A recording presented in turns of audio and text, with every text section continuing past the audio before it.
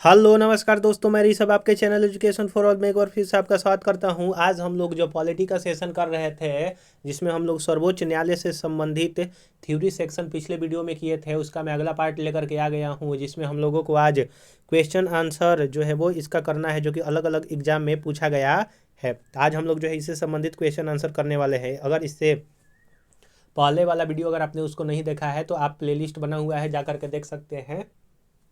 Polity का मैंने chapter wise theory और एमसीक्यू करवाया है, तो आप जो है ज़रूर से ज़रूर जा करके देखें। अगर आप एएलपी टेक्नीशियन का फॉर्म फिल किए हैं तो उसके लिए मैं साइंस का प्रीवियस ईयर क्वेश्चन पेपर करवा रहा हूँ, आप जो है जा करके देख सकते हैं। अगर आप बिहार एसएससी की तैयारी कर रहे हैं तो उसके लिए भी मैं जीके का 22 से 23 प्रैक्टिस सेट करवाया हूँ, आप जो है उसको भी जा करके देख सकते हैं। और किसी अन्य सब्जेक्ट को पढ़ना चाहते हैं तो सभी का प्लेलिस्ट बना हुआ है।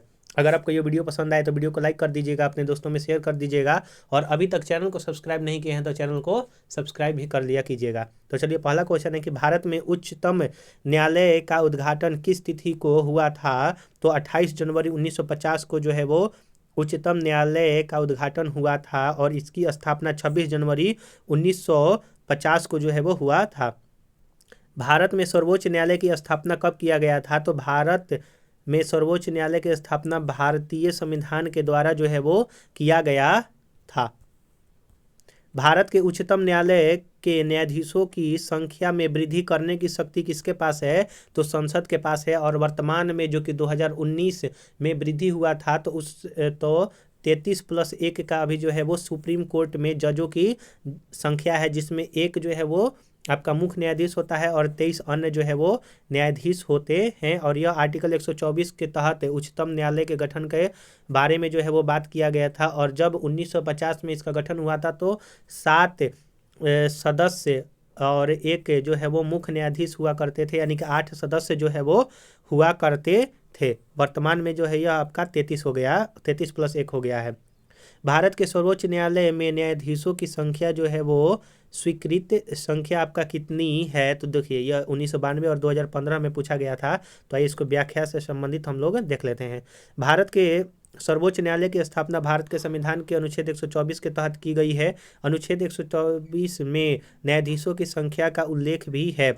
जब संविधान प्रभाव हुआ तब उच्चतम न्यायालय में न्यायाधीशों की संख्या मुख्य न्यायमूर्ति सहित कुल 8 थी। अनुच्छेद 124(1) के प्रावधान के तहत संसद के उच्चतम न्यायालय अधिनियम 1956 के द्वारा इस संख्या को 11 कर दिया गया था, और इसे फिर 1960 में बढ़ करके 14 कर दिया गया, 1978 में 18 और 1986 में 26 जो है वो कर दिया गया था, और 2008 में इसको बढ़ा करके 30 कर दिया गया था, और 2019 में जो है वो आपका 30 से 33 बढ़ा करके कर दिया गया, और 33+1 जो है वो संख्या हो गया। तो अगर आप 2015 के परिप्रेक्ष्य में बात करेंगे तो हो जाएगा 30, और अगर 1992 के परिप्रेक्ष्य में जो है वो आप बात करेंगे तब पर भी जो है आप 2015 के हिसाब से ही कीजिए, तो ऑप्शन नंबर सी इसका आंसर हो सकता है। लेकिन वर्तमान में 33+1 है। सर्वोच्च न्यायालय के में एक मुख्य न्यायाधीश के अतिरिक्त कितने न्यायाधीश हो सकते हैं? तो अब अभी फिलहाल की बात करते हैं हम लोग, तो 33 अन्य जो है वो और आपके हो सकते हैं, 33+1 है। अगला क्वेश्चन है आपका कि मंत्रिमंडल के फरवरी 2008 में लिए गए एक निर्णय के अनुसार सरकार उच्चतम न्यायालयों में जजों की संख्या में वृद्धि करने के अंतर्गत भारत के मुख्य न्यायाधीश को छोड़ करके उच्चतम न्यायालयों में जो है वो जनसंख्या कितनी जो है वो बढ़ गया था? तो अगर हम लोग इसका 2008 के बाद बात करें तो वो आपका टोटली जो है वो 30 हो गया था, लेकिन ऑप्शन के हिसाब से अगर देखा जाएगा तो वो तो आंसर सही नहीं है, तो 29+1 का जो है वो क्राइटेरिया था, लेकिन आप इसको 30 जो है वो मान सकते हैं। लेकिन यहाँ पर मुख्य न्यायाधीश को छोड़ा हुआ है, तो आप 29 जो है वो बेहतर इसका आंसर होगा। सर्वोच्च न्यायालय के न्यायाधीश की नियुक्ति होने के लिए व्यक्ति कम से कम कितने वर्षों तक उच्च न्यायालय का एडवोकेट होना चाहिए? तो 10 वर्षों तक उच्च न्यायालय का जो है वो एडवोकेट होना चाहिए। क्या क्या होना चाहिए? भारत का नागरिक हो, एक या अधिक उच्च न्यायालय में कम से कम 5 वर्षों का न्यायाधीश हो, या फिर एक या अधिक उच्च न्यायालयों में कम से कम 10 वर्ष तक अधिवक्ता हो, या वह राष्ट्रपति के राय में परंपरागत विधिवेता हो। माफ कीजिएगा। अगला है, भारतीय सर्वोच्च न्यायालय में न्यायाधीशों की नियुक्ति कौन करता है? तो राष्ट्रपति जो है वो आपके करते हैं। सर्वोच्च न्यायालय के न्यायाधीश अपना पद त्याग करके किसको लिख करके अपना पत्र देते हैं? तो राष्ट्रपति को जो है वो पद त्याग का पत्र जो है वो आपका देते हैं आर्टिकल 124(2) के तहत।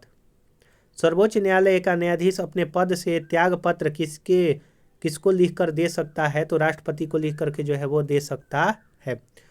उच्चतम न्यायालय के न्यायाधीश किस प्रकार हटाए जा सकते हैं? तो राष्ट्रपति के द्वारा संसद की सिफारिश पर जो है वो हटाया जा सकता है उच्चतम न्यायालय के न्यायाधीश को। अगला है आपका, यानी कि महाभियोग वगैरह जो है लगा करके हटाया जा सकता है। निम्नलिखित कथनों पर विचार करें। न्यायाधीश अधिनियम 1968 के अनुसार भारत के उच्चतम न्यायालय के न्यायाधीश पर महाभियोग चलाने के प्रस्ताव को लोकसभा के अध्यक्ष द्वारा अस्वीकार नहीं किया जा सकता। अगला है आपका इसमें कि भारत का संविधान यह परिभाषित करता है और ब्यौरे देता है कि क्या क्या भारत के उच्चतम न्यायालय के न्यायाधीशों की असक्षमता और सिद्ध कदाचार को गठित करते हैं। अगला है कि भारत के उच्चतम न्यायालय के न्यायाधीशों के महाभियोग की प्रक्रिया के ब्यौरे न्यायाधीश जांच अधिनियम 1968 में दिया गया है। अगला है चौथा नंबर कि यदि किसी न्यायाधीश के महाभियोग के प्रस्ताव को मतदान हेतु लिया जाता है तो विधि द्वारा अपेक्षित है कि यह प्रस्ताव संसद के प्रत्येक सदन द्वारा समर्थित हो और उस सदन की कुल सदस्य संख्या के बहुमत द्वारा तथा संसद के उस सदन के कुल उपस्थित और मत देने वाले सदस्यों से कम 2/3 द्वारा उपस्थित हो। तो उपयुक्त में से कौन सा कथन सही है? तो 3 और 4 जो है आपका सही है। अगला क्वेश्चन है आपका कि सर्वोच्च न्यायालय के न्यायाधीश के बाद भारत के राष्ट्रपति द्वारा हटाया जा सकता है। तो संसद में महाभियोग प्रस्ताव पारित करके भारत के जो सर्वोच्च न्यायालय के न्यायाधीश है उसको हटाया जा सकता है। अगला है कि सर्वोच्च न्यायालय में सेवानिवृत्ति की आयु क्या है? तो सर्वोच्च न्यायालय का जो सेवानिवृत्ति का आयु है वो आपका 65 वर्ष या फिर है, और उच्चतम न्यायालय का जो है यानी कि हाई कोर्ट का 62 वर्ष है मुख्य न्यायाधीश का। सर्वोच्च न्यायालय के न्यायाधीशों की सेवानिवृत्ति कितनी वर्षों तक है? तो 65 वर्ष और 62 वर्ष हाई कोर्ट का हो जाएगा। उच्चतम न्यायालय के न्यायाधीशों का वेतन निर्धारण किया जाता है तो संसद द्वारा जो है वो उच्चतम न्यायालय के वेतन का निर्धारण किया जाता है अनुच्छेद 125(1) के तहत। अगला क्वेश्चन है कि भारत के उच्चतम न्यायालय की स्वायत्तता की सुरक्षा हेतु क्या प्रावधान है?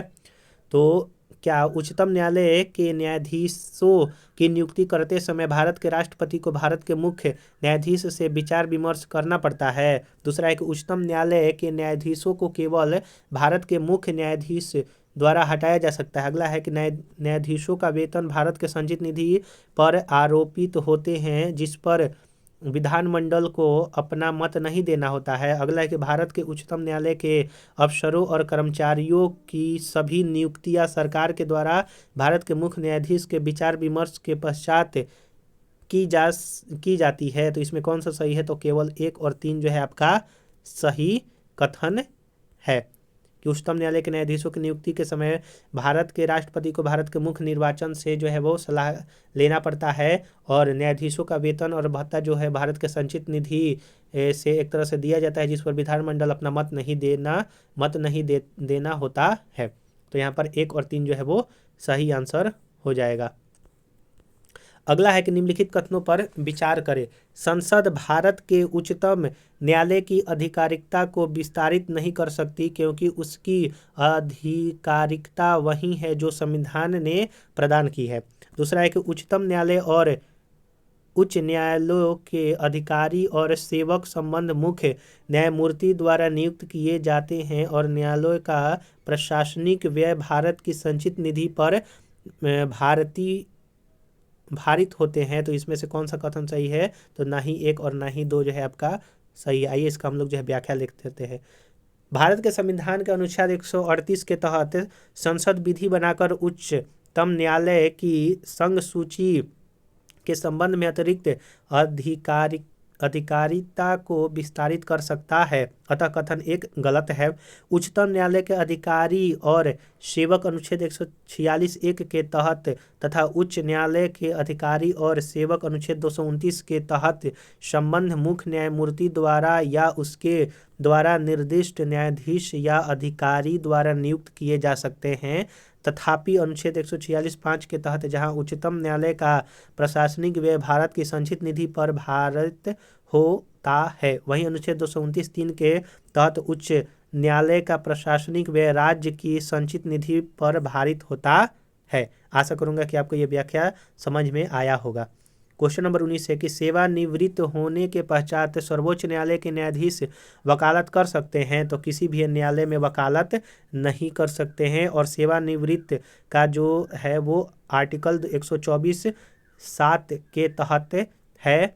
उसके बाद वह जो है किसी भी न्यायालय में न्यायाधीश नहीं बन सकते, जबकि अनुच्छेद 220 के अनुसार उच्च न्यायालय के न्यायाधीश सेवानिवृत्त होने के बाद उच्चतम न्यायालय में एक एवं अन्य उच्च न्यायालयों में वकालत कर सकते हैं और जिस उच्च न्यायालय में अस्थायी न्यायाधीश रहे हो उसमें छोड़ करके। यानी कि अगर सुप्रीम कोर्ट का जज अगर रिटायर होता है तो वो किसी अन्य न्यायालय में फिर जा करके जज नहीं बनेगा या फिर कुछ नहीं कर सकता है। लेकिन अगर हाई कोर्ट का जो न्यायाधीश होता है वो रिटायर होता है तो उसके बाद उस जिस हाई कोर्ट से रिटायर हुआ है उसको छोड़ करके किसी भी उच्च न्यायालय में जा करके वो कर सकता है। आशा करूंगा कि दोनों में अंतर आपको समझ में आ गया होगा।